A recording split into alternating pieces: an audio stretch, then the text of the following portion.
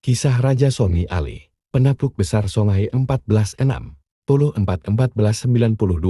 Pada pertengahan abad ke-15, Afrika Barat berada dalam masa perubahan besar. Di tepi sungai Niger, berdiri sebuah kerajaan kecil bernama Songhai. Berpusat di kota Gao, kerajaan ini telah lama berada dalam bayang-bayang dua kekuatan besar sebelumnya, Kekaisaran Ghana dan Mali. Namun, takdir Songhai berubah drastis saat seorang pemimpin tangguh naik tahta. Songi Ali. Awal kekuasaan 1464.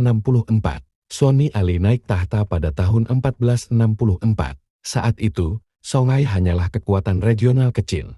Namun, ia memiliki visi besar, menyatukan wilayah-wilayah di sepanjang Sungai Niger dan membentuk kekaisaran yang kuat dan mandiri. Ia dikenal sebagai pemimpin yang karismatik, ambisius, dan cerdik dalam strategi militer, ekspansi dan penaklukan. Salah satu langkah pertama Songi Ali adalah memperkuat militer Songhai. Ia membangun angkatan darat dan angkatan sungai, menjadikan pasukannya mampu menyerang dan mempertahankan wilayah baik di daratan maupun sepanjang Sungai Niger. Beberapa pencapaian besar dalam ekspansinya. Penaklukan Timbuktu 1468.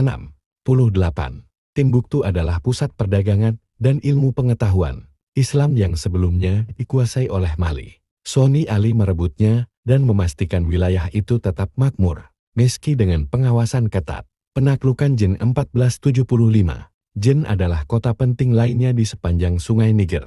Penaklukannya menandai kontrol penuh Songhai atas jalur perdagangan Trans-Sahara. Ia juga menaklukkan berbagai kerajaan kecil di sekitarnya, memperluas Songhai ke arah barat dan timur, menjadikan wilayahnya salah satu yang terluas di sejarah Afrika Barat.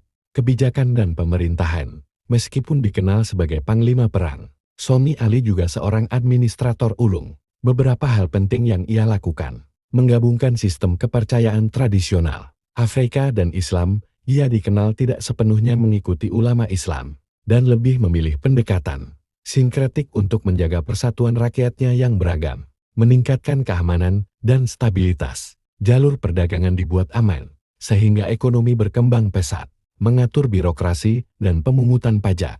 Sistem pemerintahan diperkuat untuk mengelola wilayah yang sangat luas. Akhir kehidupan dan warisan 1492. Songi Ali meninggal pada tahun 1492. Menurut beberapa catatan, ia wafat dalam perjalanan kembali dari ekspedisi militer. Namun, legenda lokal mengatakan bahwa ia mati tenggelam saat menyeberangi Sungai Niger. Setelah kematiannya, ia digantikan oleh Askia Muhammad, seorang jenderal yang kemudian membawa Songhai ke puncak kejayaan. Meski begitu, fondasi kekuatan Songhai dibangun oleh Songi Ali, dan ia dikenal sebagai arsitek utama kekaisaran tersebut. Warisan Songi Ali. Kekaisaran Songhai menjadi kekaisaran terbesar di Afrika Barat sepanjang sejarah. Ia dikenang sebagai raja pejuang dan penakluk, tetapi juga sebagai pemimpin yang cerdik. Meski kebijakannya kontroversial bagi sebagian ulama, rakyatnya mengingat dia sebagai pembebas dan pemersatu.